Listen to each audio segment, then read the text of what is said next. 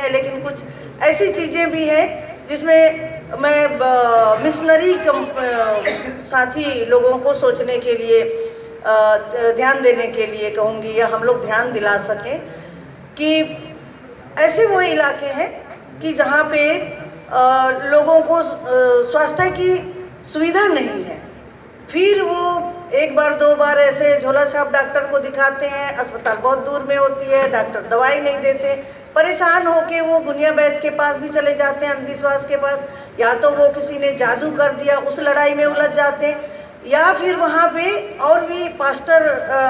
जैसे लोग हैं वो घूमते रहते हैं, फिर उनको मैसेज आता है कि यहाँ के प्रार्थना में चले जाओ, तो प्रार्थना में जाते हैं, विश्वास से सब कुछ होता है ना, तो उनके माइंड में ऐसे कुछ होता है कि गए तो थोड़ा ठीक लगा। तो जो क्रिश्चियनिटी के मेन सिद्धांत है उसको नहीं मान के वो अंधविश्वास वाले कि हम गए और हमको थोड़ा ठीक लगा, और कई बार लग भी जाता है, हो सकता है नहीं जाते तब भी लगता, तो इस तरीके के भी धर्म को मानने के वो केस है। इससे क्या है कि विरोधी तत्वों को और बल मिलता है कि प्रार्थना में फिर और भी चीज़ें हैं कि एक चीज़ नहीं, संस्कृति ही नहीं बदलती है, संस्कृति बदले भी और धर्म बदलते भी हैं तो क्या किसी को फर्क पड़ता है कि वो उनके समझ में जितना कुछ आया, हमारा देश का नागरिक घंटों घंटों धर्म बदले अपने समझ के हिसाब से, आजमाने के हिसाब से, दूसरे तीसरे को क्यों प्रॉब्लम होनी चाहिए। लेकिन यहाँ क्योंकि वहाँ मामला छोड़ना है, लोगों को इंगेज करना है ताकि एकता नहीं हो सके, तो जहाँ जो वो अलग कर रहे हैं, अलग ढंग से झगड़ा फेंक रहे हैं, लेकिन इधर भी देखने की ज़रूरत है कि सही ढंग से लोग मानते हैं तो उसमें दिक्कत नहीं है, लेकिन थोड़ा आधा अधूरा जान के वो अंधविश्वास टाइप से मान रहे हैं, तो इसमें सोचने की ज़रूरत है। ये मैं अपील करना चाहती हूँ ताकि और लोगों को मौका ही ना मिले। और ये है कि सरकारों की बात सब लोगों ने की कि क्या है, मैं थोड़ा महिला वाले का और करना चाहूँगी, खास करके आदिवासी महिलाओं का। सभी महिला लोगों के साथ तो दोहरा सुलूक होता ही है कि वो बच्ची की शादी कहाँ करना है, कहाँ से बहू लाना है, क्या सामान खरीदना है, गाय बेचना है, ज़मीन बेचना है, ये सब निर्णय नहीं करती। यहाँ की पंचायत में भी जनप्रतिनिधि है तो मोहल्ले के लोग या और भी उनके पति हैं वो लोग बताते हैं, तब वो जाके वैसे बोलती है। इसी टाइप के मैं आदिवासी समाज से हूँ, लेकिन हमारे आदिवासी समाज में परंपरागत ज्ञान और विश्व को जीने की दृष्टि देने वाला ज्ञान है, लेकिन कुछ कमी भी है। वो कमी नहीं रहता तो हमारे आदिवासी महिलाओं के लिए बहुत अच्छा होता। उस कमी का फायदा सरकार भी उठा रही है। जैसे हमारे आदिवासी समाज के पुरुष वर्ग हैं, पुरुष वर्ग कल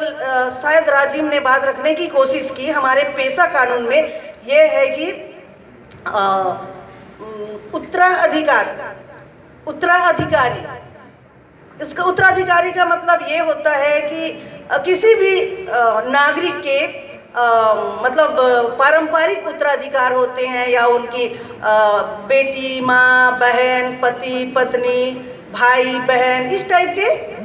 परंपरागत तौर पे उत्तराधिकार होते हैं। और वो उसका इसलिए महत्व है कि वो नहीं रहता है या वो कोई देना चाहता है या चाहती है अपने प्रॉपर्टी को, तो उसको यूं ही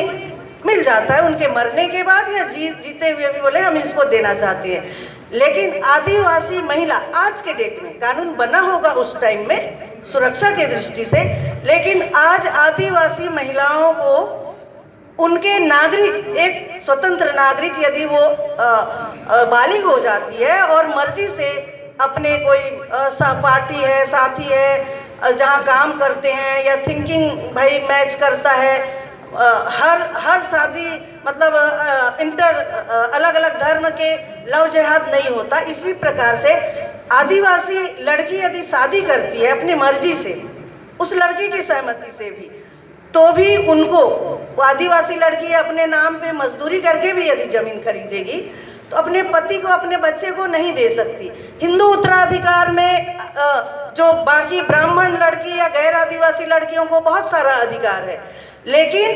भेदभाव नहीं होना चाहिए। भारत का संविधान बोलता है ना, जाति के आधार पे, धर्म के अधिकार पे, बोली भाषा, गरीबी अमीरी, लिंग भेद के आधार पे। लेकिन आदिवासी लड़कियों के साथ यहाँ कानूनी तौर पे भेदभाव हो रहा है, आदिवासी पुरुषों की मांग पे। आदिवासी महिलाओं को पता भी नहीं है कि ये व्यवस्था यहाँ पे है। तो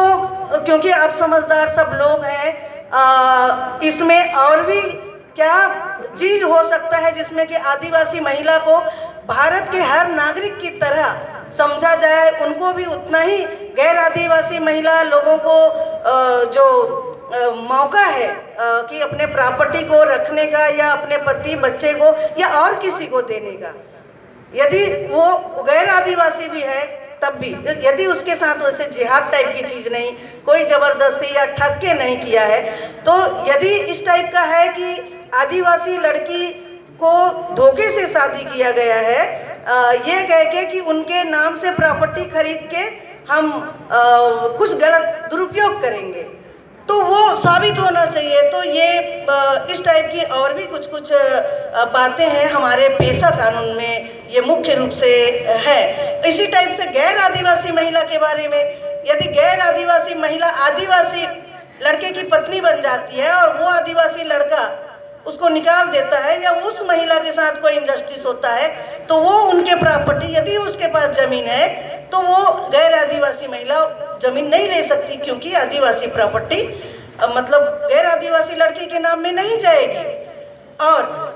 आदिवासी महिला अपने पति के प्रॉपर्टी, मान लो कि मेरे पति नहीं रहे तो मेरे पति का जितना भी जमीन है मेरे नाम में चला जाएगा, तो मेरा बच्चा तो गैर आदिवासी हो जाएगा।